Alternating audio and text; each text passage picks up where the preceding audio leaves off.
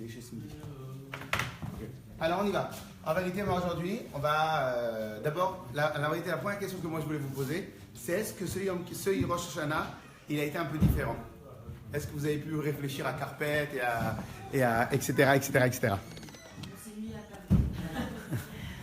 Non, sérieusement, c'est important. C'est important. Comment?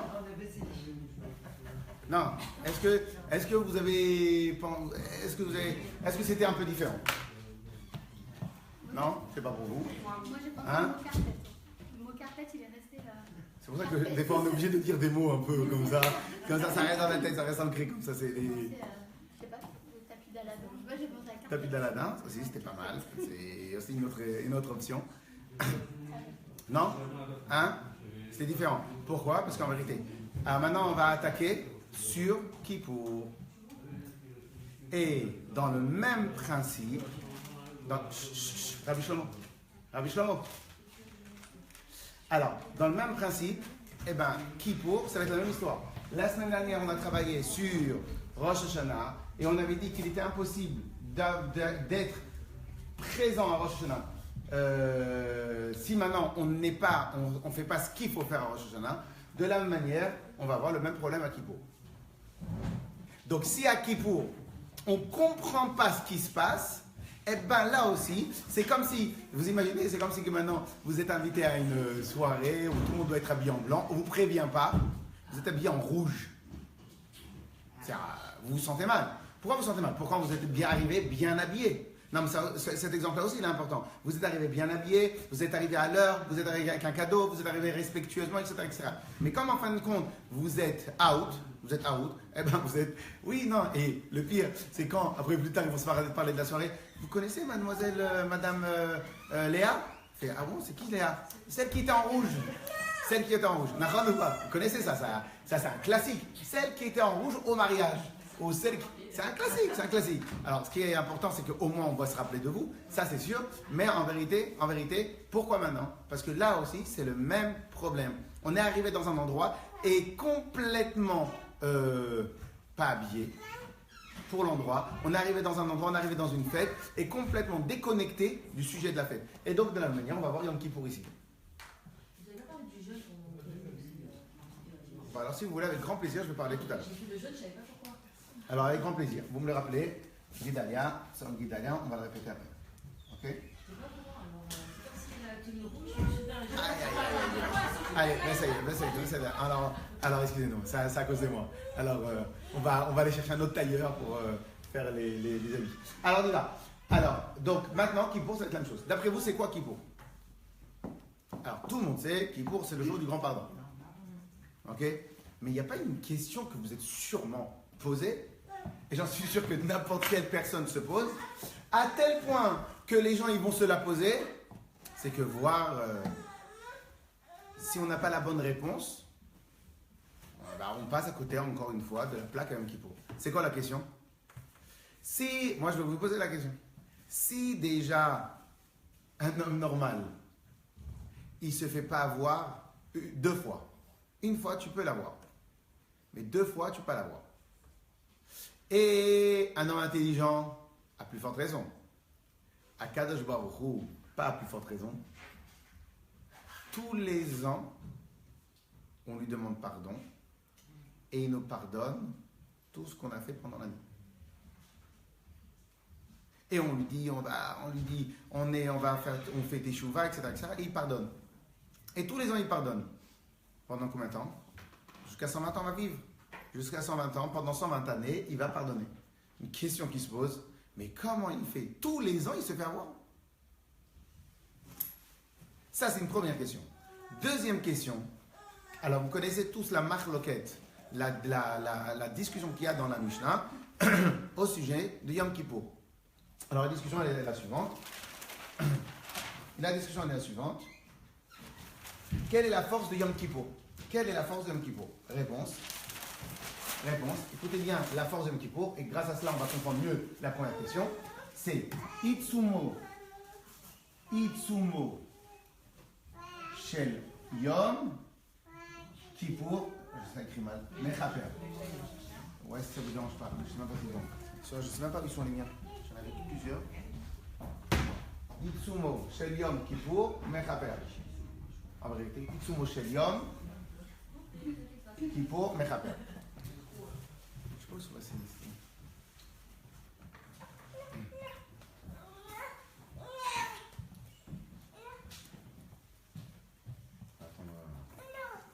Bon, on va continuer.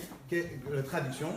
Itsumo, le jour, donc Itsumo shel Yom, le jour, mechaper, il expie les fautes. Cela veut dire, Yom Kippour est une machine à laver.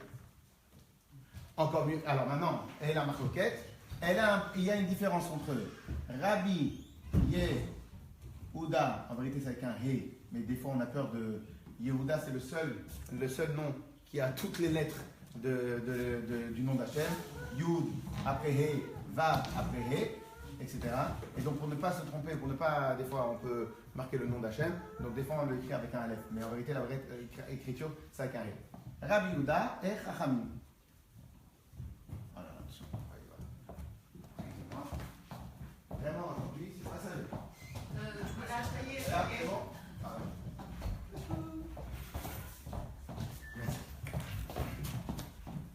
Alors, Itsumo shel Yom, alors là, on va réécrire ici. C'est mieux. Itsumo shel Yom Kippour mechaper. Traduction, la journée de Yom Kippour, mechaper, elle expie les fautes. Expier les fautes. Sur ce, on a une marcoquette, Rabbi Yehuda et Chachamim, dans la Mishnah. Et ils disent comme ça. Rabbi Yehuda, il dit Yom Kippour, tu passes Yom Kippour, il t'expie les fautes. Direct, machine à laver. Même tu dors, toute la journée, la sortie de Yom Kippour, t'es blanc. N'importe quelle faute. Alors, essentiellement, les fautes qui sont entre nous et Hachem. Entre nous et Hachem. À part, mais les fautes qui sont entre nous et les autres. Par exemple, imagine maintenant qu'on a volé à quelqu'un et qu'on sait qu'on a volé, on sait combien on lui a volé. Il faut lui rembourser. On ne peut pas. Ok, là on parle essentiellement des fautes entre nous. Chachamim nous disent, à condition de faire teshuva. Qu'est-ce qu'ils nous disent Chachamim? Ils nous disent oui, Yom Kippour, il expie les fautes, mais à condition que tu as fait teshuva. Si tu as dormi toute la journée, ça ne marche pas. Ok? Donc cela veut dire que selon Chachamim, si même quelqu'un dort toute la journée et il n'a absolument pas pensé un seul instant à revenir vers Hachem, Yom Kippour pour lui ça a servi à rien. Donc en vérité, donc voilà. Mais quoi qu'il arrive, même avec une teshuva, Yom Kippour il expie totalement la faute. Donc en vérité, c'est quoi le chidouche? C'est que Yom Kippour il a la capacité de complètement pardonner tout, même avec une petite teshuva. Tu fais teshuva, tu dis Hachem, je ne recommencerai plus, ça marche, tu fais teshuva et c'est la Yom Kippour il a été mechaper. Vous imaginez la folie? Non mais on s'imagine, on vient, Yom Kippour on est à la choule, ou même si on est à la maison, si on a des enfants en bas âge, etc. On vient et pendant Yom Kippour, on dit pardon à Hachem, on fait à la ched, etc. Yom Kippour mechaper. À tel point que Yom Kippour il a une puissance, c'est que selon Rabbi Yehuda, qui est quand même le maître, un des plus grands maîtres de la Torah, selon Rabbi Yehuda, même si tu dors toute la journée, Yom Kippour il est mechaper. Il expie la faute. Même si tu dors toute la journée, tu n'as rien fait. Ok? Après, maintenant, a priori, les Chachamim ils disent ouais, mais ça ne marche pas, il faut qu'au moins que tu fasses un pas. Il y a une clé. En vérité, qu'est-ce qu'ils disent les Chachamim? Yom Kippour, c'est sûr qu'il expie les fautes. Sauf qu'il faut une clé pour rentrer dans la machine à laver. La clé pour entrer dans la machine à laver, c'est la tchouva. Ok? On récapitule. Quoi qu'il arrive, selon tout le monde, Yom Kippour, il a une puissance de pouvoir nettoyer totalement la personne. C'est quoi ce truc-là? Alors donc la question, c'est quoi ce truc-là? C'est quoi cette chose-là que Hachem donne un jour entier dans lequel, en vérité, qui ne dépend pas de toi, qui dépend d'Hachem, dans un jour entier où on te nettoie totalement. C'est quoi ce truc-là? C'est quoi la logique? Qu'est-ce qui se passe? Clair? Et c'est tellement important qu'en vérité, c'est vraiment ça la halakha.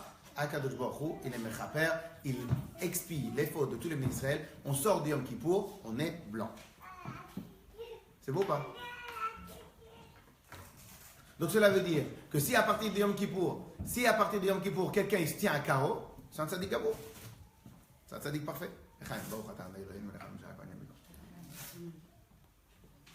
Vous comprenez pas quoi?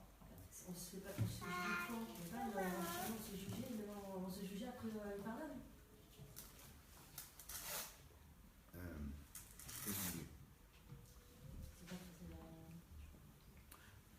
On va garder cette question-là. On va revenir après. Ok? Très bien. Mais vous verrez qu'en vérité, votre question, elle va être répondue en se remémorant un tout petit peu ce qu'on a passé à Rosh Hashanah et à la fin de Yom Kippour. Vous allez voir que cette réponse-là, vous allez l'avoir. Ok? Mais aussi, on ne va pas rentrer maintenant dans ça, parce qu'en fin de compte, ça ne va pas partie du package. Clair?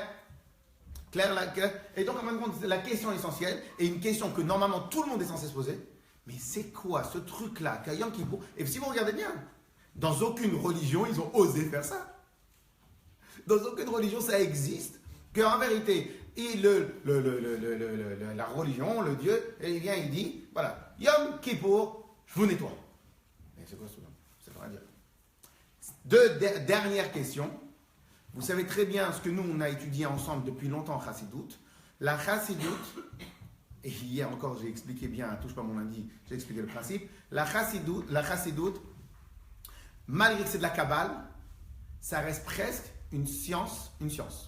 Et c'est aussi des démarches scientifiques. C'est quoi la démarche scientifique de la Chassidoute? C'est qu'en vérité, chaque chose qui est marquée dans la Torah, on doit se torturer l'esprit jusqu'à trouver la logique qui tient la route. Et tellement ça va être logique qu'à la fin, tout le monde vont dire, mais c'est évident, la Torah elle est parfaite. Ok? Donc la question elle va être, c'est quoi la logique, c'est quoi la théorie? Comment on peut arriver à une journée par an, Hachem nous pardonne tout? Clair la question? C'est bon? On y va? Et grâce à cela, si on arrive à bien le comprendre, l'intérioriser, eh ben normalement, ce Yom Kippour, c'est un autre Yom Kippour Bechlal. Alors bien évidemment, ça va contraster avec tout ce que vous avez entendu jusqu'à aujourd'hui. La preuve, c'est qu'on a encore une fois la question. Avec Yom Kippour, Rosh Hashanah, c'est le jour du jugement. Yom Kippour, il faut demander pardon, sinon on va tous mourir, etc. Donc ça va contraster. Et en plus de cela, c'est que Davka chez les Chassidim, on fait attention que Yom Kippour, c'est un jour aussi de Simcha, Yom Kippour. Yom Kippour, à la différence de Tisha B'Av, on a les mêmes interdictions. Tisha B'Av, c'est un jour de tristesse, mais en vérité, Yom Kippour, c'est un jour de Simcha. C'est un Simcha sérieux, parce qu'on a un travail très important à faire. Mais c'est un jour de Simcha, c'est pas de la tristesse. C'est pas Tisha B'Av qu'on fête la destruction du Beth Amikdash. Au contraire, là, on fête le fait qu'Akadosh Baruch Hu va nous pardonner. Donc, au contraire, c'est plus de Simcha. Ok? Donc, puisque maintenant c'est plus de Simcha, donc en même temps, on va contraster avec ce qu'on a appris jusqu'à maintenant. Clair? Alors maintenant, avant, si Be'ezrat Hashem, si on a le temps, sur la deuxième partie du cours, donc après qu'on aura terminé le Inyan de Yom Kippour, on va parler un peu plus détaillé sur la Tchouva. Ok? Mais là, d'abord, on va attaquer le Yom Kippour. En vérité, moi j'ai l'habitude de prendre l'exemple suivant. Je vais vous donner l'exemple. Je pense que vous l'avez déjà entendu, mais je vais reprendre parce que c'est l'exemple le plus important de Yom Kippour. Malheureusement, je pense que vous avez tous dû entendre des fois que ça peut arriver. Alors que nous, les parents, ils aiment leurs enfants de tout leur cœur, malgré ça, que ça peut arriver que des parents, avec leurs enfants, ils sont en bagarre. Ça a pu arriver malheureusement. On est d'accord? Pas seulement qu'ils sont en bagarre, jusqu'à qu'ils peuvent ne plus se parler. Alors on va prendre l'exemple, comme c'est tout le temps les exemples de la Torah, un papa et son enfant unique. Un papa et son enfant unique, comme ça, il n'y a pas... Vous savez, j'ai expliqué, en réalité, c'est pas moi qui ai expliqué, pourquoi dans les dessins animés de Disney, est-ce que vous avez remarqué, les Havdil, pourquoi maintenant c'est tout le temps le garçon ou la princesse, ils sont orphelins? Maintenant, vous vous posez la question. Tout le temps, ça commence orphelin ou autre chose. Pourquoi? Hein? Oui ou non? Quoi? Même ça, je dois apprendre. Même Disney, je dois apprendre. Non, mais je vois, c'est pas possible. Hein? Non. Pourquoi maintenant ils sont orphelins? Pourquoi? Parce qu'en fin de compte, comme ça, on passe pour qu'ils n'aient pas besoin de passer de l'état enfant à l'état adulte en prenant encore un quart d'heure dans le dessin animé, 20 minutes dans le dessin animé, une demi-heure pour expliquer comment elle a grandi. En vérité, on peut passer très très vite de l'enfance à la maturité. Okay? Donc en fin de compte, pourquoi maintenant je vais prendre un exemple? Ça c'est l'explication qu'il donne. Alors maintenant, pourquoi on va prendre un exemple d'un père et d'un fils unique? C'est le plus, comment on va dire, le plus caricatural pour dire un amour très profond qui unit les deux. Ok? Alors on y va. Alors maintenant, imaginons maintenant que Dieu préserve, c'est arrivé. Le père, il a aimé son enfant, il s'occupe de lui, il l'a fait grandir, et les parents, ils l'ont fait grandir, etc., etc. Et comment c'est possible qu'ils sont battus ensemble? Quand je dis battus, c'est-à-dire comment ça se fait qu'ils font la tête? Alors je vais donner un exemple. Imaginons maintenant qu'une fois, un père, il prend son fils comme associé avec lui.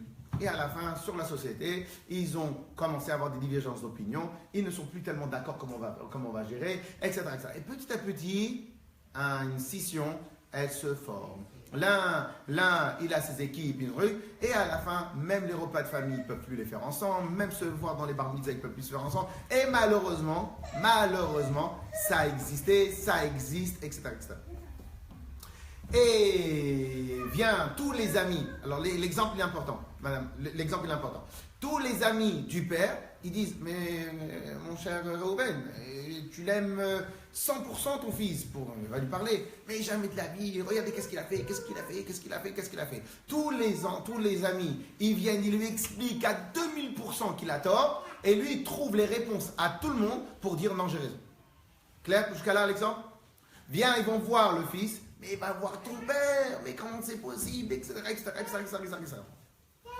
Vient le fils, il explique à 2000% pourquoi il a raison. Et comme ça, ils se font la tête.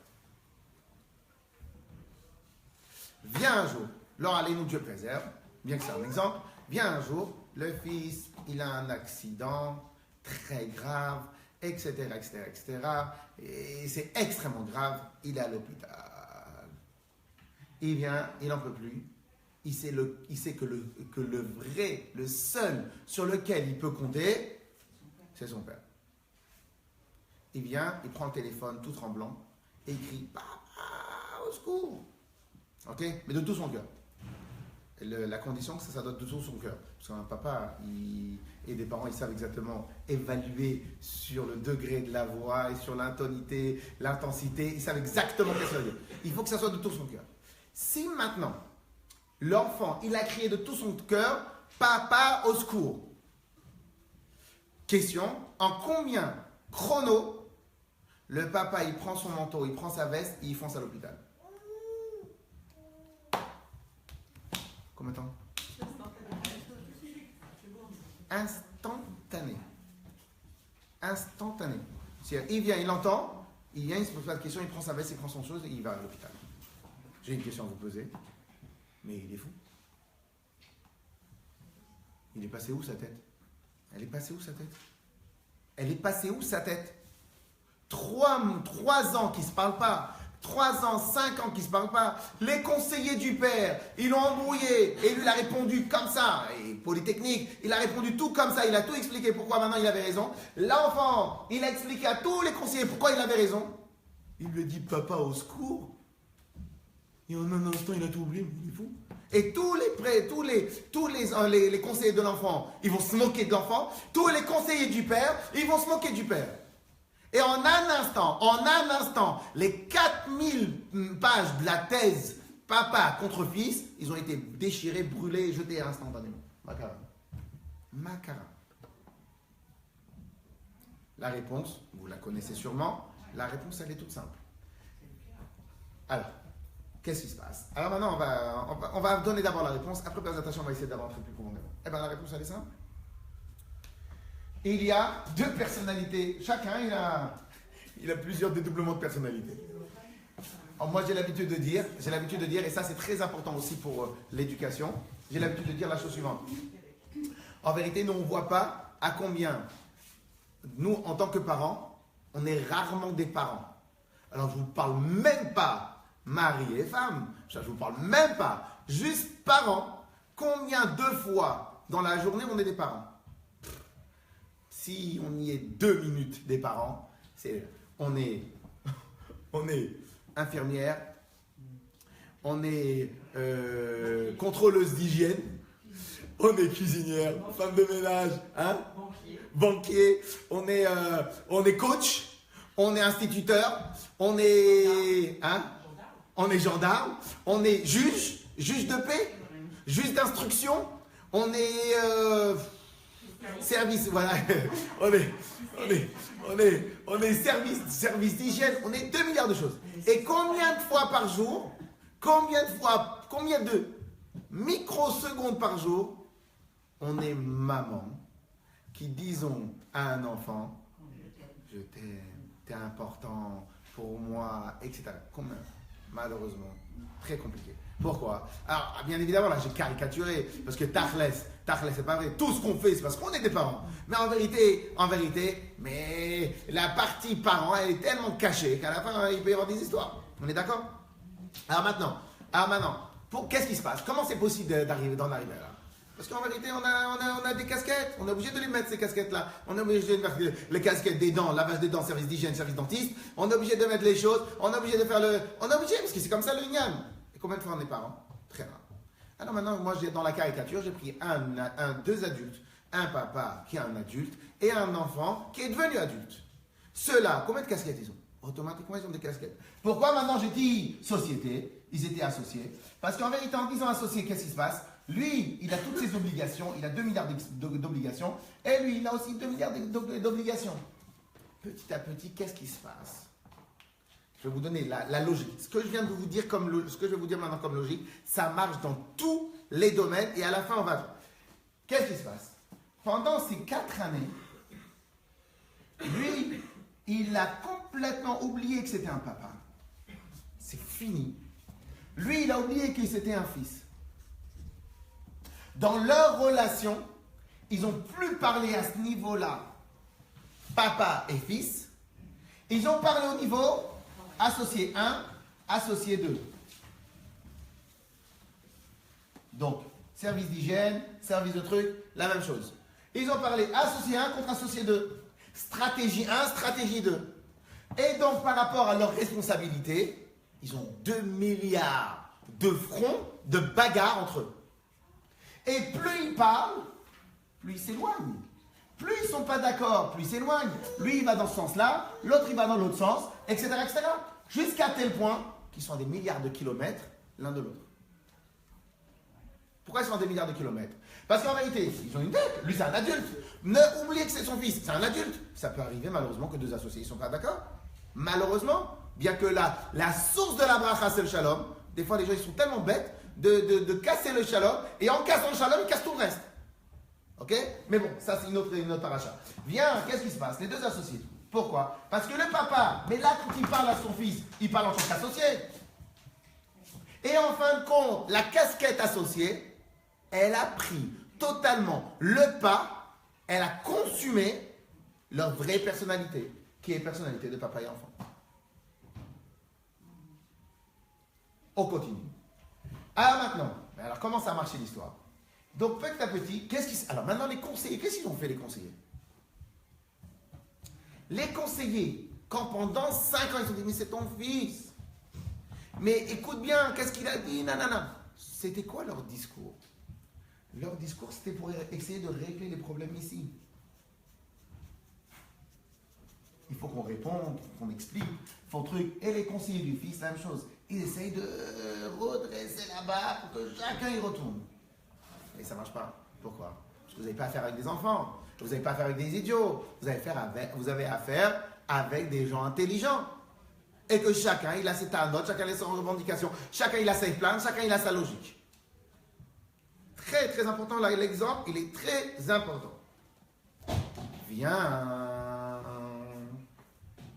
papa au secours, c'est très grave, il n'y a que toi. Quand Réhouven, le fils, il a passé le coup de fil à papa, est-ce que lui, il s'est positionné ici? Il a réglé tous les problèmes et il a appelé papa ici? Et pardon. Est-ce qu'il a fait comme ça? Il a réglé tous les problèmes un par un pour arriver à papa? Ou qu'est-ce qu'il a fait? En fin de compte, j'ai repris ma place. Papa, il a bien dit les mots magiques. Il n'a même pas dit monsieur, il n'a pas passé par le secrétaire. il a dit papa au secours. En vérité, le vrai mot, c'est pas papa au secours. Parce que j'ai dit papa au secours, c'est encore une fois pour caricaturer. Le vrai mot magique, c'est papa, je t'aime. Ok? Qu'est-ce qu'on voudrait, nos enfants? Ils disent papa, je t'aime, maman, je t'aime. Ah là, on attend. Et le jour où ils font ça, on vient leur donner des cadeaux. Vas-y, redis encore une fois. Redis. Alors maintenant, qu'est-ce qui se passe? Vient le fils. Il a dit le mot magique. Il a dit papa au secours. Qu'est-ce qui s'est passé quand il a dit papa au secours? Il n'est plus passé par cette case-là. Il a plus considéré ces cases-là. Il est passé à l'origine, à la base de la base. En vérité, même pas la base. Il est passé à un niveau où il a défié la gravité, il a défié la pesanteur, il a tout défié. Il a réussi à passer à ce niveau-là. Et à ce niveau-là, ça existe un papa qui est rancunier avec son fils. Ton fils, quand il est petit, mais quand il est bébé, il peut casser toutes les pires choses. Si tu viens, tu le prends, tu l'embrasses. Pourquoi tu ne vas pas être rancunier? Parce que ton fils, c'est toi. Toi, c'est ton fils. Nos enfants, c'est nous. On est d'accord? À ce niveau-là, mais le challenge, c'est d'arriver à ce niveau-là. Mais à ce niveau-là, le papa, ça n'existe pas qu'il est énervé contre son fils. Comme ça n'existe pas qu'il est énervé contre son fils.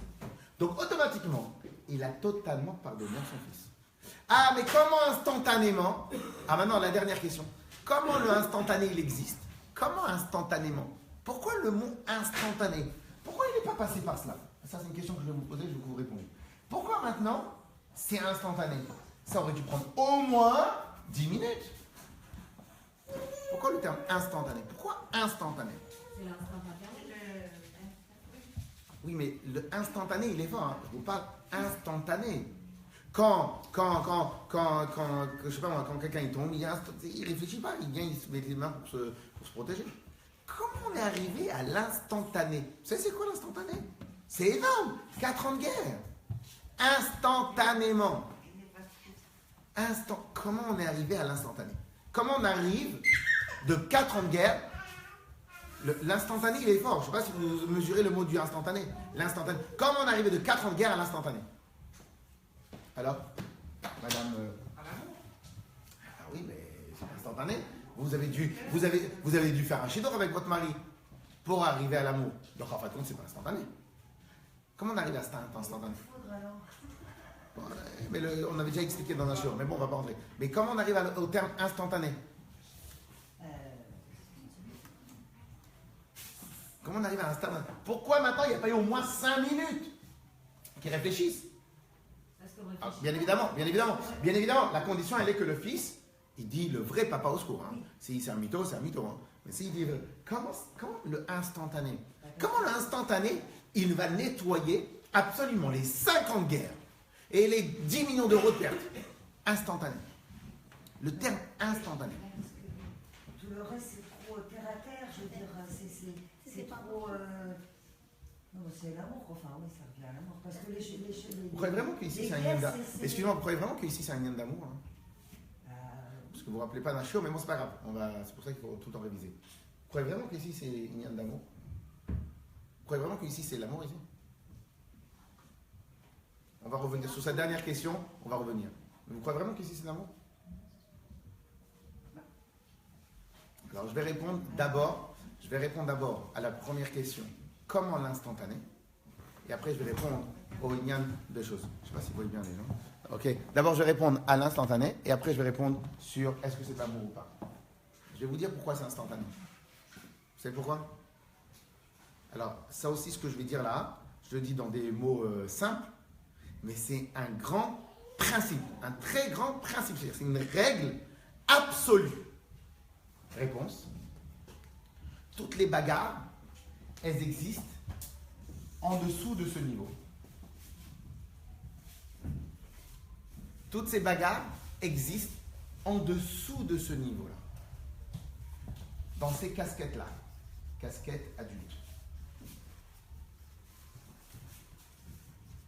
Toutes les bagarres existent. On va utiliser, je sais pas, le terme strat, ou je sais pas si on peut utiliser le terme strat. En dessous de ce niveau-là. Écoutez bien les mots que je vais dire. À ce niveau-là, Donc à ce niveau-là qui est extrêmement élevé, il n'y a jamais eu de guerre. À ce niveau-là, il n'y a pas de guerre. La guerre, elle ne commence pas.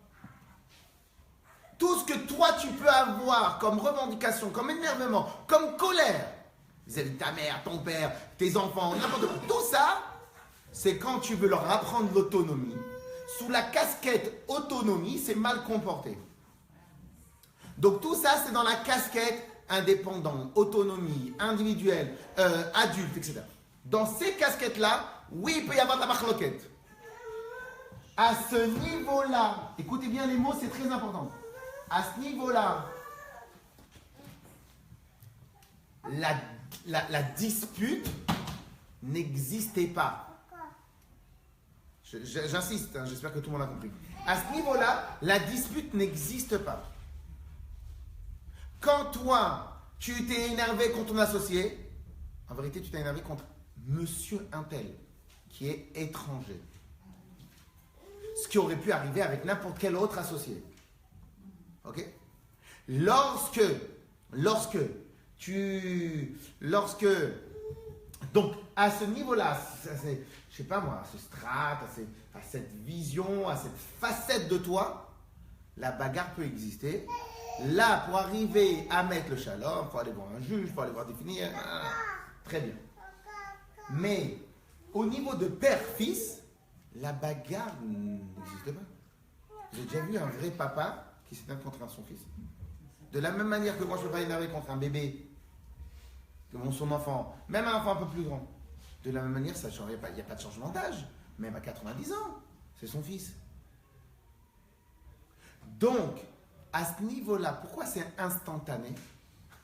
Parce que ici, ça aurait pris du temps. Parce qu'il faut reprendre chaque détail, chaque millimètre. Donc ça aurait pris du temps. Lui, il doit expliquer le 1, il doit expliquer le 2. Donc ça aurait pris du temps. Mais là, ça ne va pas prendre du temps parce qu'il n'y a jamais eu de problème. Ça, il n'y a pas de problème. C'est très très important si on n'est pas clair. Il n'y a jamais de problème au niveau de cette casquette. À ce niveau-là, la dispute n'existe pas. Mais il peut y avoir dans cette casquette un problème? Là, ici, non, jamais. Jamais? Jamais. La dispute ne peut pas exister à ce niveau-là. Le seul problème qu'on a, c'est qu'on a difficilement accès à ça.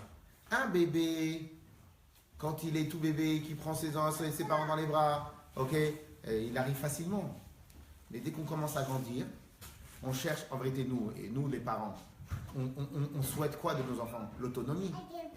Donc nous, on va faire on va que bosser pour qu'ils atteignent l'autonomie. Donc pour qu'ils soient indépendants. On est d'accord? Mais à ce niveau-là, la marque loquette n'existe pas. Vous pouvez répéter? Non, pas la dernière phrase, les choses. Non, je veux vraiment qu'on ait compris. C'est très qu'on a qui est de père-fils, il fait que c'est une union directe et qu'on n'a pas de. On n'est pas une autre personne, c'est un autre niveau après quand on endosse le rôle de la vie. Il est une tâche, c'est une tâche. À ce niveau-là, il est intâchable. Donc quoi qu'il arrive, c'est de l'amour, c'est un lien. Voilà. Et maintenant, vous avez compris pourquoi je n'ai pas utilisé le mot amour. Amour, c'est construit. Ah ouais. Amour, c'est fabriqué. Quand on a dit instinct, vous avez dit non, alors que c'est Non, parce que même le mot instinct, moi je l'aime pas, parce que le mot instinct, il est compliqué à bien dire. C'est même pas instinct. C'est en vérité ce que la Torah nous explique. Ce que la Torah nous explique, c'est que les enfants sont la continuité des parents. Ok? Nous, on croit que quand on aime nos enfants, on croit que c'est de l'amour. C'est faux. C'est pas de l'amour. En vérité, on s'aime soi-même. Et nous, on s'aime pas soi-même. Nous, on est nous-mêmes. Donc on est fusion avec nous-mêmes. Nos enfants, c'est une continuité de nous. À ce niveau-là, il est intâchable. Alors, pas indélébile, parce qu'indélébile, c'est quand tu es détaché. Il est intâchable.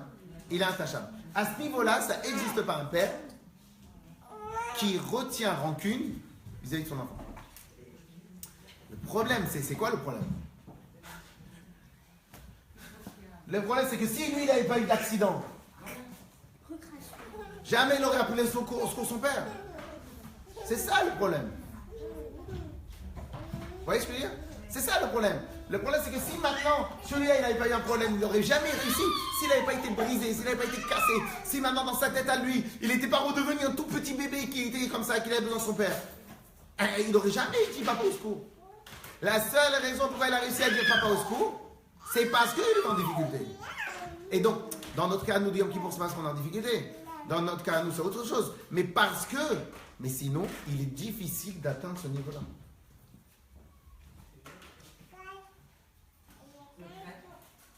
Oui, ouais, mais nous, chez nous, les Israéliens, on ne dit pas créateur. On dit ou papa, autre chose, ou parce que créateur, c'est une distance. Une distance. Dans les autres nations, c'est Umota Olam, c'est créateur. Nous, c'est pas créateur, c'est papa. Alors, quelque part, il est aussi créateur. Les parents aussi, c'est des créateurs. Mais ici, c'est pas le mot, on ne dit pas le mot créateur. Créateur, c'est pour un ordinateur, pour autre chose, etc. Donc là, c'est un niveau beaucoup plus fusionnel que le créateur qui a une distance. Okay? Donc, clair ou pas? Clair ou pas? Ce que je viens de dire, l'exemple que je viens de donner, il est absolument important. Si vous avez besoin qu'on le répète, on le répète. Alors, pour vous donner un mémo technique, et tout, etc., si vous avez besoin de le répéter, et je vous invite à le répéter, parce que c'est en le répétant que vous allez mieux le comprendre, si vous avez, reprenez l'exemple depuis le début, on est tous conscients que ça peut exister, qu'il y ait un parent et un fils et un enfant qui sont en machloket. La machloket, donc, pour vous répéter, donc, dispute. L'exemple numéro 1, la partie numéro 1 de l'exemple, c'est la dispute. Après qu'on a fait la dispute, tout le monde essaye d'arranger la machloket, d'expliquer, non, mais il ne faut pas que tu te disputes avec ton fils avec ton père, etc. Tous les conseillers, ça tombe à l'eau. Pourquoi? Ça tombe à l'eau. Donc les conseillers, les explications, ça ne marche pas. J'insiste, explication, ça ne marche pas. Ok? Et donc pas de pardon, pas rien du tout. Pourquoi? Parce que ça ne marche pas, il n'y a plus de connexion. Accident. J'utilise le terme accident parce que malheureusement, on est tellement orgueilleux que tant que Dieu préserve quelqu'un, il n'a pas un accident, il ne se remet pas en cause. Ok? Et c'est ça malheureusement le problème. C'est quand on prend. Voilà. Donc nous, on doit faire en sorte d'être assez fin, avoir une ouïe fine pour pouvoir écouter les messages sans y avoir besoin. Comme un enfant. Un enfant, quand il veut passer de devoir, la première fois, vous n'êtes pas hystérique la première fois. Vous vous dites quoi? Affiché, il faudrait aller faire les devoirs. Après, vous voyez que ça ne marche pas, le son il ne marche pas, comment ça fait? Et après vous augmentez le volume. Et après vous le volume, vous amenez tout le reste, vous amenez tout ce qu'il y a dans la cuisine. Ok, donc on augmente le volume. Nous la chorma c'est quoi? C'est d'être assez fin, avoir une ouïe fine pour que les messages de la chaîne, il n'y a pas besoin d'augmenter le volume. Ok, on écoute. Mais en tout cas, et malheureusement les gens ils ont besoin pas les gens, des fois par un accident. Et à partir de l'accident, l'autre il dit 4, papa au secours. Il dit le mot magique, papa au secours. En vérité, le mot magique, c'est pas au secours. Le vrai mot magique, c'est papa. Le vrai mot magique, c'est papa. Il dit au secours parce que c'est ce qui se passe. Mais en vérité, lui, il va écouter. Si, dans l'intonation, le au secours, il est plus important que le papa, il vient pas, il se déplace pas, le papa. Oui ou non? Pourquoi il ne veut pas se déplacer? Parce que moi, je ne me déplace pas parce que tu as besoin de mon aide. Va appeler tes conseillers. Va appeler ton assistance médicale. Je me déplace parce que tu as dit papa. Donc en vérité, le vrai mot magique, c'est papa. On est d'accord? Donc une fois qu'il a dit papa au secours, ok, et chose, le papa il se déplace. Alors on a posé la question, comme ça, si vous regardez les 5 points, je ne sais pas s'il y a 5, il y a 6, les 5 points en tête. Alors maintenant on a posé la question, mais comment c'est possible que instantanément il a mis ça à sa veste? Comment c'est possible? Réponse, le niveau est intouchable.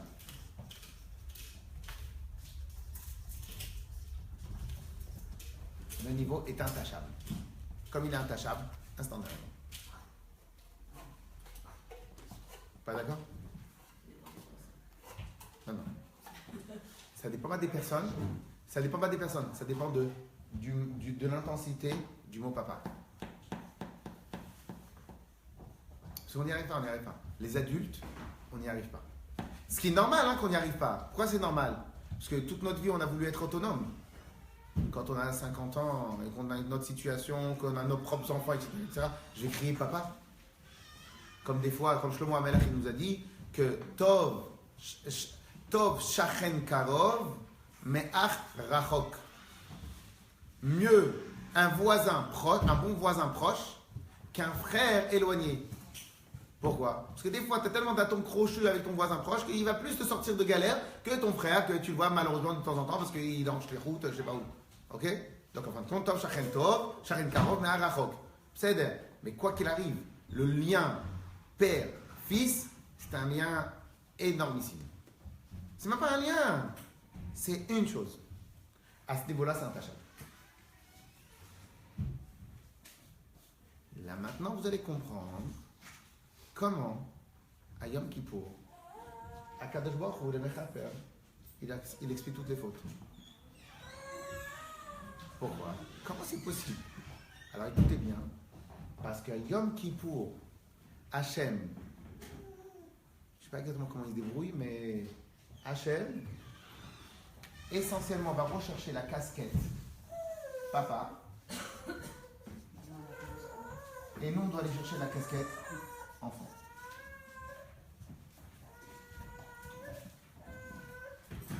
Toute la technique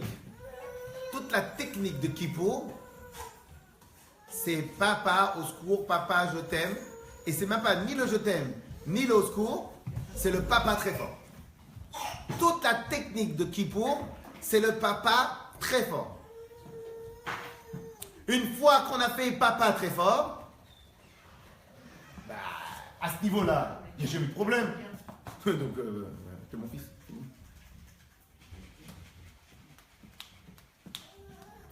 Clair? Clair? Très, très, très, très, très, très, très important. Parce que d'abord, si on vous pose la question, si vos enfants posent la question, maman, tu trouves ça normal qu'une fois par an, Hachem a décrété qu'il nous pardonne tout? C'est quoi le truc? Vous répondez quoi? Parce que c'est vraiment illogique. C'est vraiment illogique, ça n'existe pas. C'est comme si vous faites des découvertes toute l'année, et une fois par an, le banquier vous dit je vous aime bien, en vérité. Allez, on remet à zéro. Ça veut rien dire. Ça veut rien dire. Ça n'existe pas, ça. Dans toutes les logiques humaines, ça n'existe pas. Il y a un seul endroit où instantanément on efface tout. C'est même pas qu'on efface, c'est intouchable, qu'il n'y a rien. C'est quoi? La relation père-fils. Clair ou pas? Donc en vérité, tout le travail de Yom Kippour, c'est se détacher de toute la matérialité, se détacher, se désengager de tout le matériel, de tout ça, pour réussir à se spiritualiser, à s'élever au niveau de fils. Alors je vous dis la vérité, moi je l'ai déjà dit plusieurs fois aux hommes, et cette année, je n'ai pas beaucoup dit, parce que j'espérais que le message était bien, mais j'ai dit à plusieurs reprises, une des grandes forces du Yetzer Hara Yom Kippour, vous savez c'est quoi? C'est qu'on est tellement investi dans les prières, dans les choses, c'est qu'on oublie Birklat de faire Tchouba des fois. Alors je ne vous parle pas quand vous avez un chazan de folie, quand vous avez une ambiance de folie. Alors après il faudrait réussir à le travailler comme il faut l'ambiance. Ok? Mais je ne parle même pas qu'en fin de compte, les gens, ils vont passer leur journée à attendre les chants de Yom Kippour, des trucs, etc. Chose qu'ils peuvent oublier. Moi je me rappelle quand j'étais jeune, on était dans une synagogue tunisienne et je voyais les anciens, Abikel Kamora, ils étaient comme ça, avec le livre comme ça. Et chacun il fait comme ça sa voix au top, et comme ça il réfléchit, il vient la plus belle voix. Oui, très bien, la vérité c'est très bien, tout magnifique. Parce que quoi qu'il arrive, les Israël ils vont dans la synagogue, ils vont donc quoi qu'il arrive, tout c'est magnifique. Et Hachem il attend, ok? Mais faut pas oublier l'objectif. Faut pas oublier l'objectif. Le Inya, et maintenant on va mieux comprendre le principe de pourquoi Bichlal, on parle de Teshuvah Yom Kippour. Pourquoi on utilise le terme Teshuvah? Parce qu'en vérité, c'est quoi Teshuvah? Tashuv. Tashuv, revenir vers Hachem. C'est ça en vérité. C'est ça le principe de Teshuvah. Tashuv, et sur le He, il y a plusieurs explications, mais en gros, ça va être ça. C'est le retour de nous-mêmes vers Hachem. La Teshuvah, c'est pas juste, moi j'ai déjà expliqué, je l'ai dit aussi, la Teshuvah du chauffard. C'est quoi la Teshuvah du chauffard? Pas le chauffard, mais le chauffard du mauvais conducteur. Quand il vient, il fait une queue de poisson à l'autre, il fait comme ça, il fait la main. L'autre, il a envie de sortir, lui crier dessus. Et l'autre, il fait comme ça. Et juste ça a marché. Ici, il y a eu un changement de profondeur. Il y a eu un changement de profondeur. Il y a eu zéro profondeur dans ton geste de la main. Et la main, techniquement, tu as fait en sorte qu'il ne te crie pas. On est d'accord? techniquement, tu as fait en sorte qu'il ne te crie pas. Mais ça n'a absolument rien à voir avec un changement de confondeur. Tu n'es pas revenu sur ce que tu as fait, tu n'es pas revenu vers l'autre et t'excuser d'avoir fait du mal à une autre personne dans ton de prix. Tu n'as rien fait. Tu as juste fait la teshuva du chauffard. Donc, c'est pas ça la teshuva. Ça, c'est une teshuva technique, une teshuva sympathique, teshuva tout ce que tu veux. Oui, elle est bien aussi, ça marche. Ça marche. Mais c'est pas ça le comment. Teshuva, c'est tachouv et tachouv, revenir vers Hachem. Si en fin de compte, dans ta teshuva de Yom Kippour, la seule chose que tu fais, c'est débrouiller pour Hachem. Tu vois, là, j'ai fait pas mal de choses, là, tu vois, là, j'étais à synagogue. Bon, voilà, tu vois, voilà, pardon. Et c'est pas ça le truc. C'est pas ça le truc. Le truc de Yom Kippour, c'est tachouv et retourner vers Akadosh Baruch Hu. Et c'est quoi le principe? Papa. Retourner vers Hachem. Qu'est-ce qui se passe, nous? Eh bien, en fin de compte, nous, toute l'année, eh bien, il se passe ça toute l'année. Toute l'année, qu'est-ce qu'on devient? On devient des hommes, on devient des femmes, on devient des parents, on devient des gens qui cherchent la parnassa, on devient des cuisinières, on devient des gens qui vont prendre des vacances, on devient plein de casquettes, on devient plein de personnes. Et dans ces personnes-là, on a plein de strates, et on a plein d'explications, et on a plein de commentaires, et on a plein de choses dans nos vies de tous les jours, dans 24 heures. Combien de choses se passent en 24 heures? Énormément de choses dans l'environnement, énormément de choses d'informations qui rentrent dans nos têtes. Tout ça, c'est des strates, tout ça, c'est des niveaux, tout ça, c'est des choses qui sont absolument polluantes, qui polluent notre connexion avec Hachem. Tout ça, tout ce qui se passe dans nos vies de tous les jours, même en tant que juif. Je vous donne un exemple. Un monsieur, il vient, il étudie la Torah. Si dans son étude de la Torah, il a mal fait, il a fait un peu avec Gava, il a fait un peu avec si. Donc même dans son étude de la Torah, il a créé une déconnexion avec Hachem. On est d'accord? Si maintenant, on vient, on s'énerve pour un oui, pour un non, on crée à chaque fois une déconnexion. On vient, on prend. Vous imaginez quelqu'un, il se dit spirituel, et dès qu'il y a une rayure dans sa voiture, et ben il s'énerve. Mais ça veut dire quoi? C'est qu'en fin de compte, la voiture, elle a pris une place chez toi. Chaque place que ta vie de tous les jours, elle te prend chez toi, en dehors de ta connexion avec Hachem, c'est encore un strat qu'il va falloir régler. Comment tu fais? Et on me dit, bon, en 24 heures, tu veux régler 350 chaque 4 jours. Comment en 24 heures, tu veux régler 350 chaque 4 jours? Tu as une seule et unique manière, l'Echatrila Riber. C'est quoi l'Echatrila Riber? Tu dépasses, tu sautes, tu prends l'ascenseur.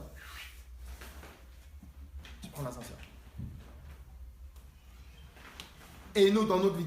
Alors maintenant, moi, je ne parle même pas des Avérotes.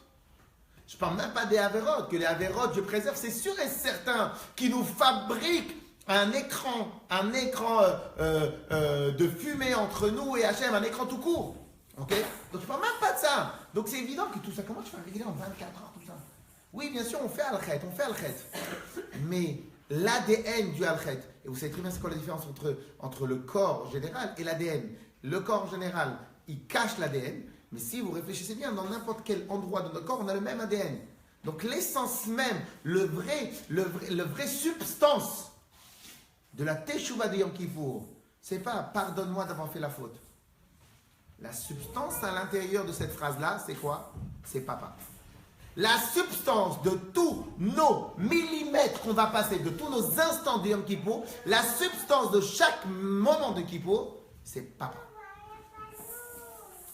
C'est fou, hein? Parce qu'en vérité, on est des adultes, on n'a pas l'habitude de dire papa et maman. Et maintenant, on dit papa et maman, presque on va enseigner à nos parents comment ils doivent se comporter presque. Oui ou non? Donc en vérité, le mot de papa et maman, c'est des mots même pas vrais. Ok? Donc, mais nous, à Yom Kippour, il faut utiliser le vrai terme.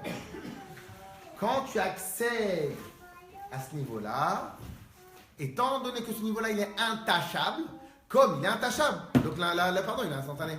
Pardon, c'est même pas que le pardon, il est instantané. À ce niveau-là, il n'y a pas de pardon, tu m'as jamais rien fait. Mais tu m'as jamais rien fait. Très, très, très important ce que je viens d'expliquer. Je vous le sens dubitative. Alors, c'est bon?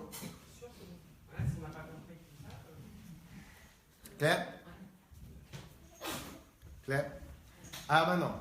Et donc, ça, c'est Yom Kippour.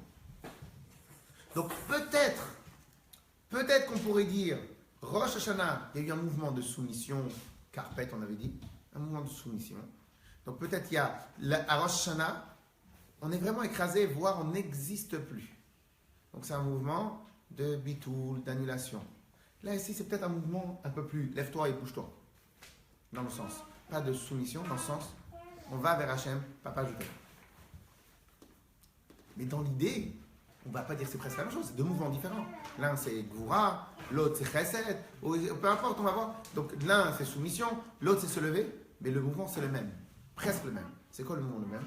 C'est qu'en fin de compte, tu viens, tu omets, tu jettes, et même à Kippour, hein, parce que même à Kippour, il faut complètement rejeter la totalité de ce qui se passe dans ta tête, dans ton vie de tous les jours, dans toute l'année. Il faut complètement omettre. Il n'existe plus. Ça n'existe plus. Alors, bien évidemment, c'est beaucoup plus facile à la synagogue, c'est beaucoup plus facile quand on est en ambiance, c'est beaucoup plus facile. Ça, c'est une évidence. Ça, c'est une évidence. Okay, c'est peut-être plus facile, et ça dépend quelle synagogue, ça dépend etc. C'est une évidence. C'est une évidence que des fois, c'est plus facile dans certains endroits que dans d'autres. Ok? Si maintenant vous êtes dans un endroit où on ne fait que parler, c'est compliqué d'être à la synagogue, tu parles de ce qui s'est passé dans l'année, et tu vas oublier l'année en parlant de ce qui se passait dans l'année. C'est compliqué. La raison, une des raisons pour laquelle on ne mange pas Yom Kippour, quand j'ai une raison, une explication pourquoi on ne mange pas Yom Kippour, c'est pour cette raison-là. C'est pour cette raison-là. Quand tu vas manger, tu es en train de faire... ok? Non, plaisir et Bichlal, tu es occupé d'autre chose. Là, on veut te déconnecter de tout. Clair? Ah non. On va un tout petit peu, ce lien-là il est clair. On va revenir maintenant sur 2-3 choses. Alors maintenant, combien de prières on a Yom Kippour? Combien de prières on a Yom Kippour? Alors, on a toute l'année, en vérité, ça va aussi par niveau. Ok?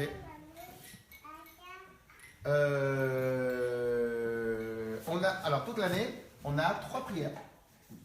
On va commencer par le soir, Arvit, la prière du soir. Bien que normalement, on doit commencer par le matin, mais bon, Arvit. Alors, on va commencer par le matin. Shacharit. Shacharit, la prière du matin. Mincha.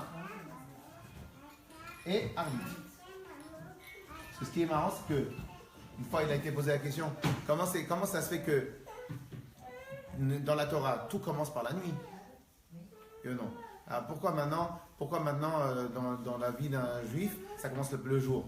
On commence Shacharit le matin, la première prière, et Arvit, c'est la clôture de la journée. Mais normalement, Arvit, c'est le début de la journée d'après.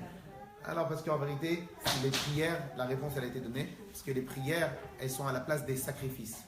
De la même manière que les sacrifices, le départ, c'était le matin, et la clôture, c'était le soir. Donc de la manière. Mais bon, on ne va pas rentrer dans ça. On est d'accord? Ça, c'est tous les jours de l'année. Les jours de Yom Tov, on a combien de prières? Oh, Moussaf. On va rajouter Moussaf. Et à Yom Kippour, donc ça, c'est tous les Yom Tov. Au final, on sort de la journée avec 4 prières. Ok? Yom Kippour, on a quoi? Et alors maintenant, quand on dit prière, ce qui est marrant, c'est que c'est des Hamida. Hein. En vérité, à chaque fois, apprenez une règle. À chaque fois qu'il y a marqué Tefila, prière dans la Torah, le terme Tefila, c'est automatiquement la Hamida. On ne peut pas faire autant d'Hamida qu'on veut dans la journée. Ça n'existe pas ça. Ok? Tout le Télim, tu peux faire ce que tu veux. Hamida, c'est beaucoup plus réglementé. Yom Kippour, c'est la seule fois où on fait Neila. Alors, l'ancêtre de Neila, c'était aussi des moments où on devait jeûner quand il n'y avait pas de pluie, etc. On ne va pas rentrer dans l'ancêtre de Neila. Mais, en tout cas, ici, on a Neila. Ok? Très bien. Alors, on va s'arrêter sur Neila. Et on va s'arrêter sur Neila. C'est quoi Neila? Ça fait du Manaoul. Manoul. Comment c'est? On dit quoi un Manoul? Kana. Naoul. Neila. C'est quoi? Ça veut dire fermé. Qu'est-ce que nous disent les Midrashim sur Neila? C'est quoi Neila? C'est le moment le plus culminant, le plus important de Yom Kippour. De toute façon, tout se joue avec les premiers millimètres du début. Et tout se joue à la clôture dans chaque domaine de la vie. Ok? Comment tu fermes la porte de ton invité? Comme c'est, à l'époque, on avait plein de Marocains au Betrabad, et des vrais d'anciens, il vous dit, je sais pas, il dit un programme au Maroc, l'invité se rappelle de la dernière nuit qu'il a passée, de la dernière instant. Pourquoi? Parce que si maintenant tu l'accompagnes, c'est pour ça qu'il y a marqué dans la Gemara, et même marqué dans le Rambam, c'est qu'à l'époque, il y avait une vraie obligation que quand on avait des étrangers qui venaient dans la ville, une obligation d'aller les accompagner. Tout se joue à la clôture. Et tout va se jouer au début. Alors maintenant, c'est pour ça qu'avec Arvit de Yom Kippour, on a Kol Nidré, c'est l'ouverture très très très importante. Ça, peut-être on va en parler. Et Neila. Alors c'est quoi Neila? Clôture. Qu'est-ce qui a marqué dans le Midrashim, dans les livres? Qu'en vérité, à ce moment-là, Akadosh Baruch Hu, c'est très important, moi je le répète tous les ans, à ce moment-là de Neila, Dieu, il renvoie tout le monde du palais.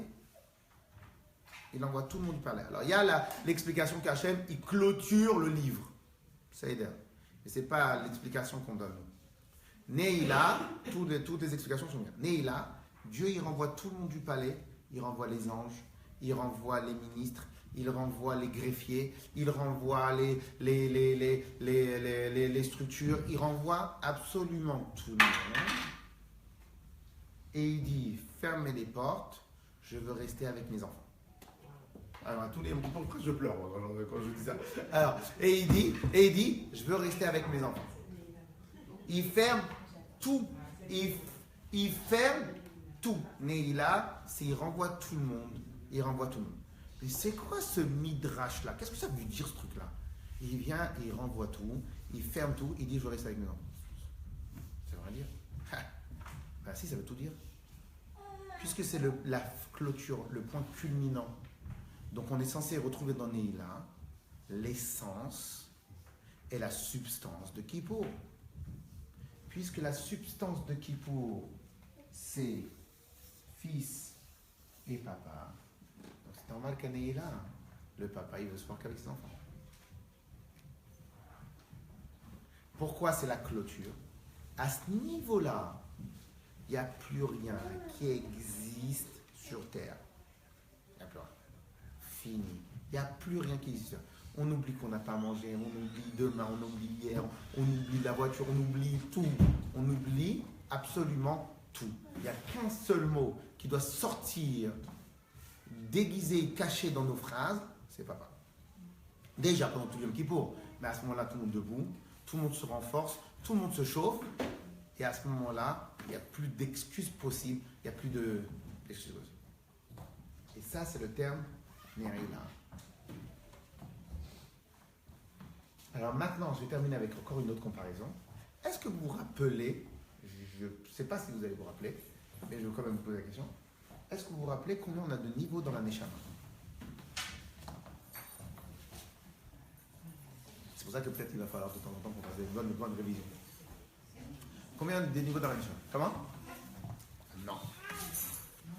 Alors, de niveau de la Neshama. Alors, c'est un peu mieux. Alors,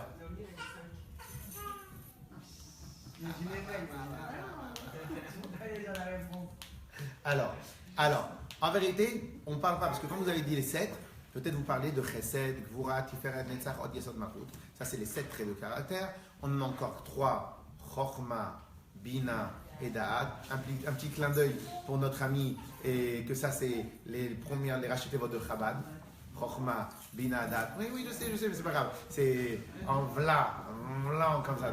Alors maintenant, et donc, qu'est-ce qui se passe? Mais ça, c'est dans le niveau de Neshama. Mais en vérité, ce même niveau-là de Neshama, il y en a 5 au total. C'est quoi? On passe du plus petit au plus grand. Nefesh, Ruach, Neshama. Ces 3 niveaux-là, c'est ceux qui sont, on va le dire en gros, c'est très grossier, c'est ceux qui sont...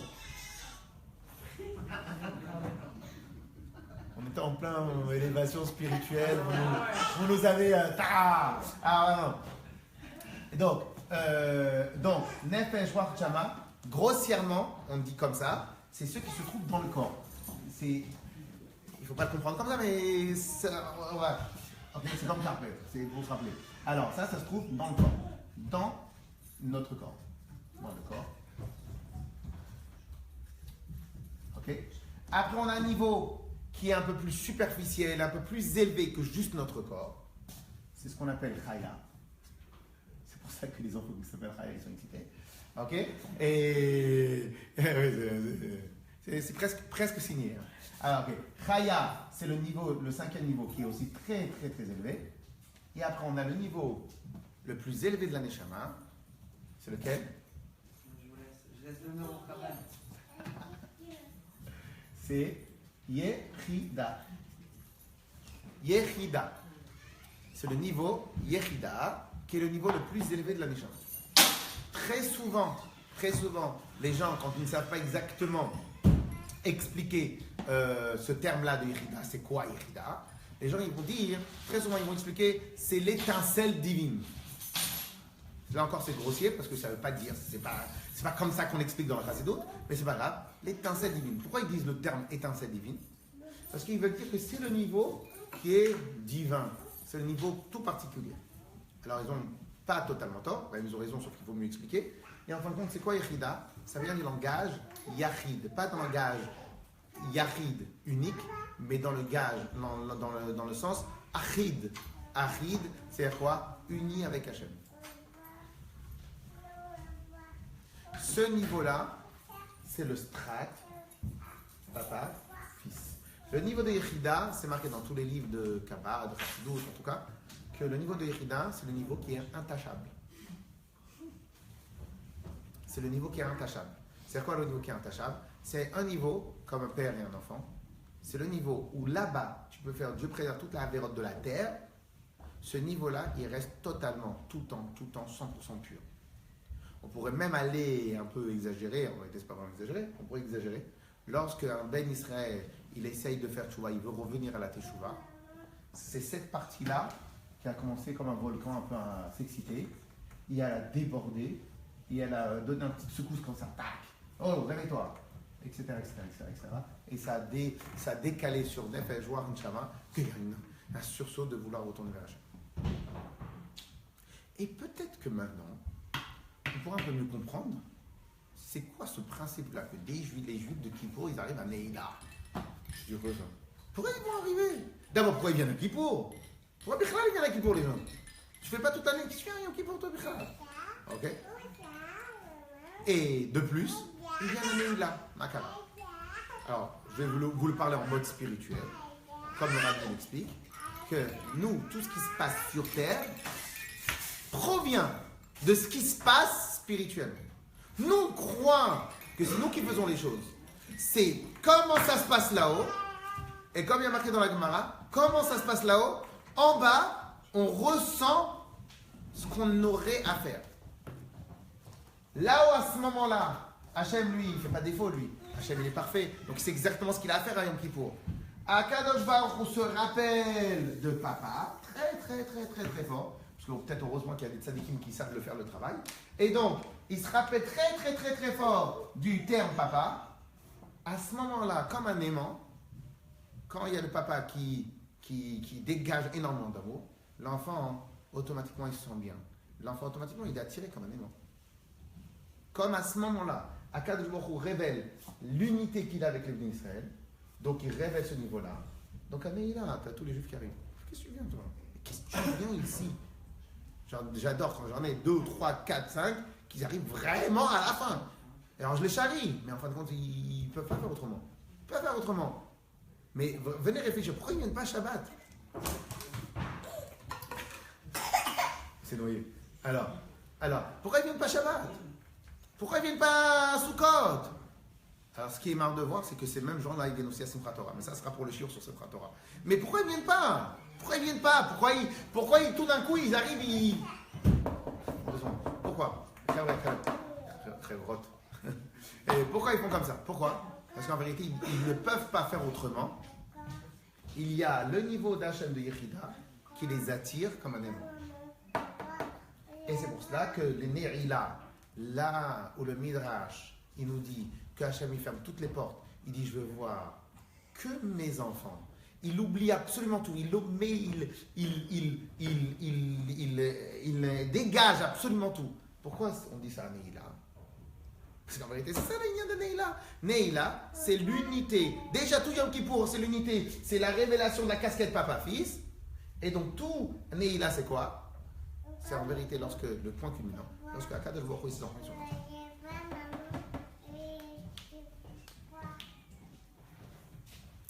Alors, excusez-moi de vous embêter.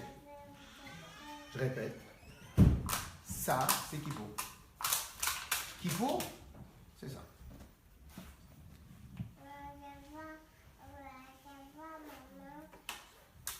Ah, maintenant, à Kippour, on jeûne. À Kippour, on fait des tfilotes. À Kippour, on fait plein de choses. Mais ça, c'est que des moyens, c'est pas l'objectif. Ok? Dans une société, quand vous avez des règles, les règles sont l'objectif ou les règles, c'est le chose? Quand un sportif, il se met une discipline pour arriver, pour devenir champion, l'objectif, c'est la discipline? Il n'y a aucun objectif dans la discipline. Il n'y a absolument aucune raison, aucun objectif, aucun but, aucun target dans la discipline. Ça n'existe pas, la discipline. La discipline n'est pas un objectif. La discipline est le moyen d'arriver à l'objectif. Donc, à Yom Kippour, pourquoi on ne jeûne pas? C'est pas l'objectif. Pourquoi on ne mange pas? C'est pas l'objectif. Pourquoi on se parfume pas? C'est pas l'objectif. Pourquoi on ne fait pas tout ça? C'est pas l'objectif. Ça, c'est des moyens. Quand tu te parfumes, quand tu viens, tu manges, quand tu bois, quand tu vas faire attention à la manière t'habiller confortablement avec tes chaussures en cuir. Parce que avant, on considérait que les chaussures en cuir, c'était confortable. Ce qui est vrai pour les pieds. Parce que pour ceux qui ne mettent pas des baskets, mettez des baskets en plastique ou autre chose. Vous mettez des chaussures de ville en plastique, de mauvais cuir, vous allez voir comment vous allez souffrir. Ok? Bon, maintenant, avec les nouvelles technologies, les baskets, c'est plus confortable que si les. on est plus à l'aise dans une paire de Jordan, par exemple. Quoi? Si on est plus à l'aise dans Non, une paire de c'est Jordan. pas important. La Torah, elle a défini le cuir. La Torah, elle a défini le cuir, c'est le cuir. Il y Bah, a des paires qui perdent. Comment Il y a des paires qui coûtent plus cher que des chaussures. Oui, mais la Torah, elle a défini le cuir. On ne va pas devenir plus front que la Torah. La Torah, elle a défini le cuir. Parce qu'en vérité, pourquoi maintenant je ne vais pas dire c'est d'Afka ça? Parce qu'en vérité, ça, c'est qu'un moyen. Le moyen, c'est quoi? C'est de se déconnecter du matériel. Une fois que quelqu'un ne mange pas, une fois que quelqu'un fait pas ci, une fois que quelqu'un ne fait pas ça, quand il se déconnecte du matériel, tout ça, ça va lui donner la possibilité de laisser le spirituel apparaître. Donc absolument, toutes les prières qu'on va faire, toute la discipline qu'on va avoir à Yom Kippour, cette discipline-là, elle n'a absolument aucune valeur intrinsèque. La seule valeur réelle de Kippour, c'est quoi?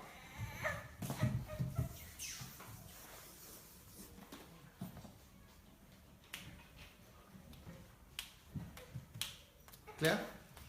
Ah maintenant, je sais pas comment tu me dis. Ah ouais, ok. Et alors maintenant, normalement, vous auriez dû commencer par autre chose. Vous savez par quoi vous auriez dû commencer? Quand je vous ai demandé, mais comment ça marche à Yom Kippour? Pourquoi je vais dire ce que je vais dire maintenant? C'est pour vous rappeler les règles à avoir intellectuellement pour trouver les réponses. Je vous ai demandé, et c'est quoi Yom Kippour? Votre premier réflexe qu'on a dit la semaine dernière, c'était quoi? Votre réflexe aurait dû être quoi? Non. Le premier réflexe, c'est quoi? C'est quel est le premier Yom Kippour historique? Ou pas? Et donc, c'est quand le premier Kippour historique? Ça, c'était Rosh Hashanah.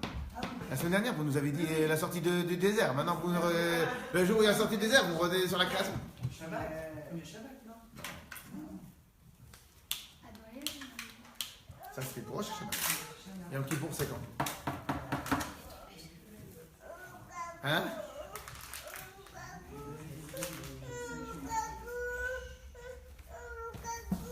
Yom Kippour. Yom. Qu'est-ce que tu veux? C'est chez moi, Non. Yom Kippour. Je pense que tu veux une nouvelle feuille. Allez, on va prendre celle de la semaine dernière. On va prendre celle de la semaine dernière. Hein? Non, ça n'a rien à voir. C'est deux dates totalement différentes. Rosh Hashanah, c'est la création. Yom Kippour, c'est quand? Rappelez-vous, on l'avait déjà expliqué. À peu près 3 milliards de fois, sans vouloir être bien évidemment exagéré. Alors maintenant, c'est quoi Yom Kippour? Rappelez-vous bien. On reçoit la Torah le 6 Sivan. Vous vous rappelez ou pas? Oui, oui, très bien. Voilà, le 6 Sivan. 40 jours. Moshe, il est dans le Har Sinaï pour recevoir la Torah, pour les commentateurs et les commentaires.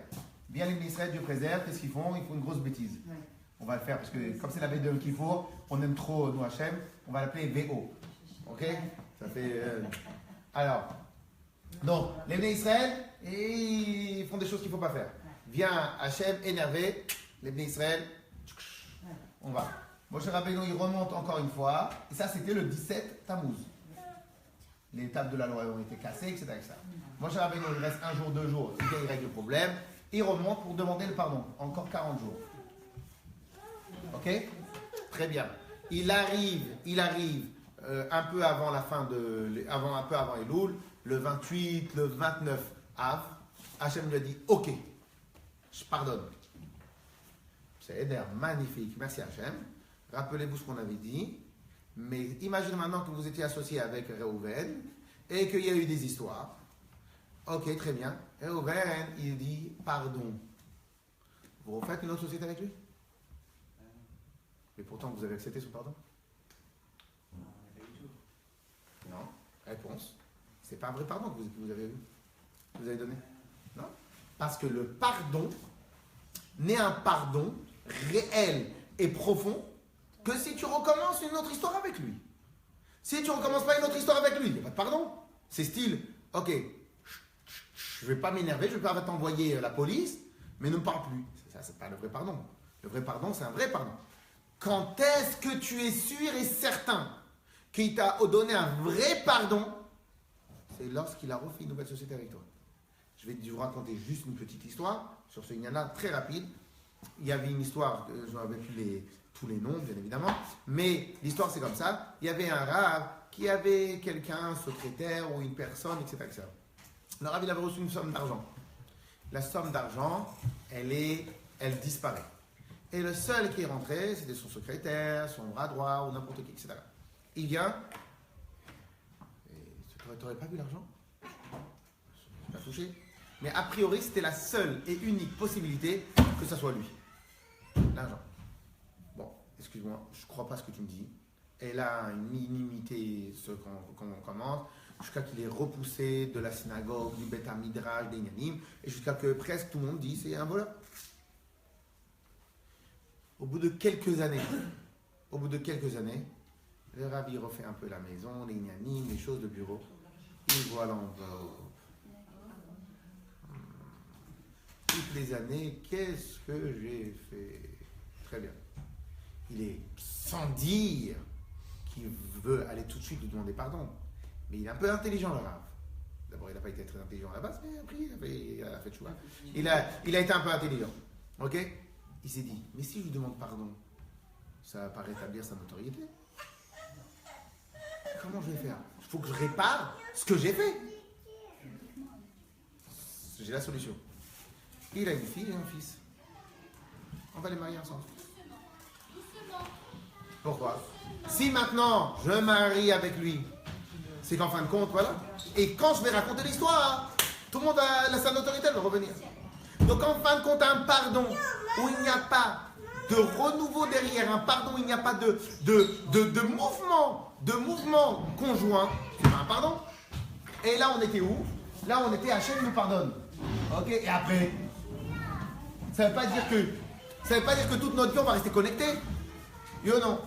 La preuve, c'est qu'à ce niveau-là, Hachem, pendant un moment, écoutez bien, Hachem, il voulait qu'il y ait entre nous et les Bnei Israël, entre lui et nous, il voulait qu'il y ait un ange. Il ne voulait plus être en direct. Bien, Moshe Rabbeinu, avec toutes les prières qu'il a fait, il remonte 40 jours. C'était le premier Elul.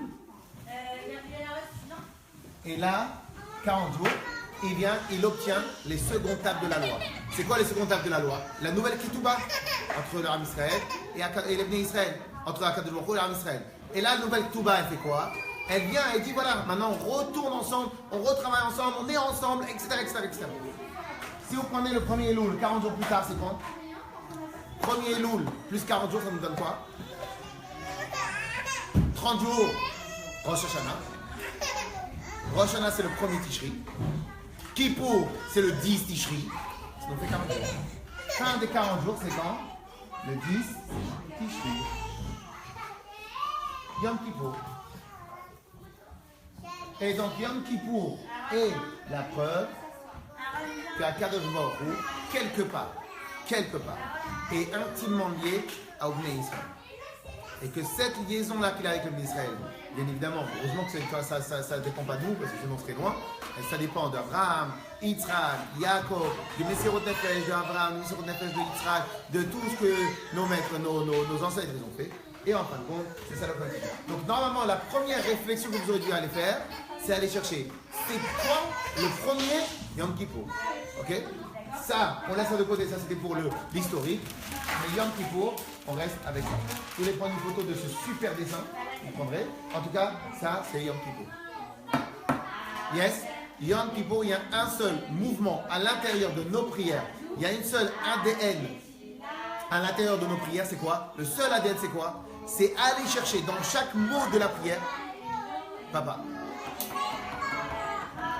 Alors, je suis obligé de vous le dire parce que, bien que j'exagère sur le temps, est-ce que ça vous est déjà arrivé? Est-ce que ça vous est déjà arrivé que pour une fête que vous avez faite, prenez un décorateur. Quelle est la différence entre un très bon décorateur et un petit décorateur? Qualité de quoi? Quelle est la différence entre un grand artiste et un artiste? Un grand wedding planner avec un petit wedding planner.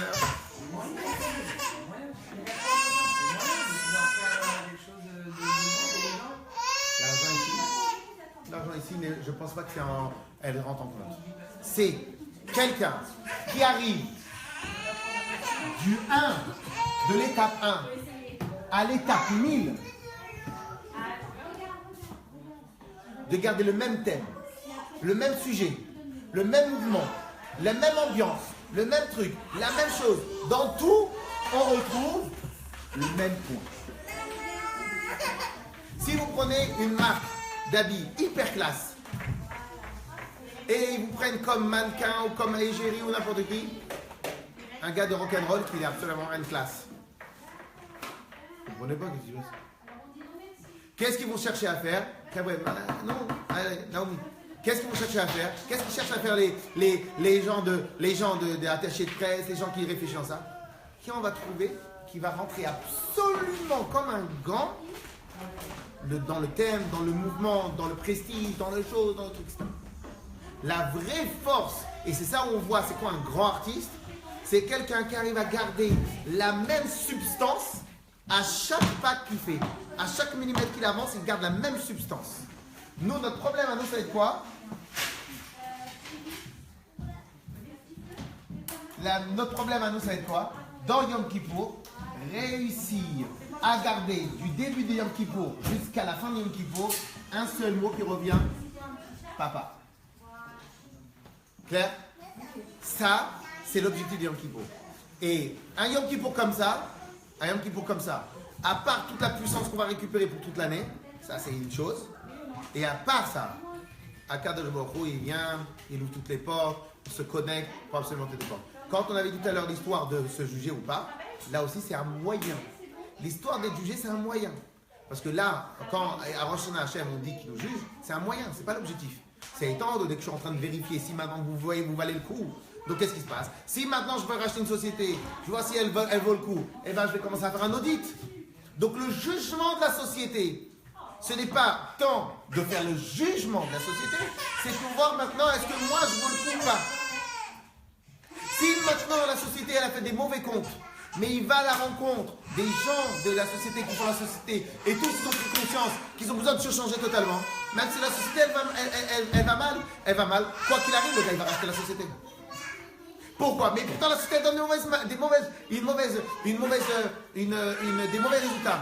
Vous n'avez pas compris. Ici j'ai une équipe de folie. qu'est-ce qu'on va, de quoi tu me parles là? Tu rachètes une société, c'est du financier. Mais non, c'est pas financier. Je vais racheter une richesse d'hommes et de femmes qu'en vérité, ils veulent absolument faire. Donc tu vois bien qu'en vérité, l'audit, qui est un jugement, un audit, c'est un jugement.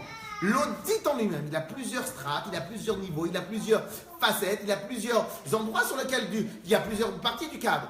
Dans cette facette-là de l'audit, eh bien, en fin de compte, tu vas aussi regarder. Si maintenant tu vois que dans l'audit, les personnes, ils sont prêts à faire une vraie aventure, dans la vérité, c'est notre comportement qui a amené à ce que la société fasse des mauvais résultats, monsieur, sachez que là, nous, on se bouge. On vous donne carte libre, on vous donne autre chose. Même s'il a fait un mauvais résultat, le gars, il rachète la société. Pourquoi?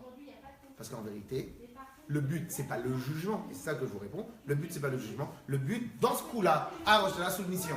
Une fois qu'on a avancé dans ce niveau de soumission, et avec Aseret Yom Teshuvah, on s'est entraîné à la Teshuvah, pour nous donner accès à quoi? À Yom Kippour. Ça y est, il est l'heure. Je ne vais pas vous reprendre plus. Bien que vous pouvez parler encore des heures. Razak. Dans le principe, il ne faut pas s'inscrire, parce que j'ai réservé pas mal de poulets. Mais là-bas, on a 400. On a 400 jeudi soir et non, quand on arrive là-bas à Brunois, là, je suis à Brunois, vous dites voilà, on vient du Betravat. Oui, c'est-à-dire, imagine maintenant on est décalé, très souvent les gens ils sont décalés, si on part pour rater le truc, etc., etc. Mais on part à 18h30. Si maintenant on est décalé, de toute façon je dirai aux gens, les gens ils vont m'appeler, vous dites Betravat Charenton et ils vont nous décompter de ouais, caparotte aussi très important. Chazak ou Baruch.